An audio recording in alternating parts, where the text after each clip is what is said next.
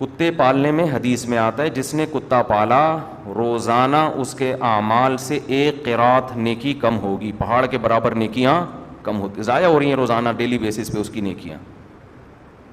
ہماری شریعت نے حرام جانوروں کے پالنے کو پروموٹ نہیں کیا، نہ حرام جانوروں کا بزنس کو پسند کیا گیا ہے۔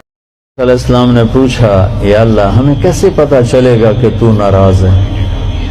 کوئی کمیونیکیشن تو ہے نہیں، تو کیسے پتا چلے گا تو ناراض ہے؟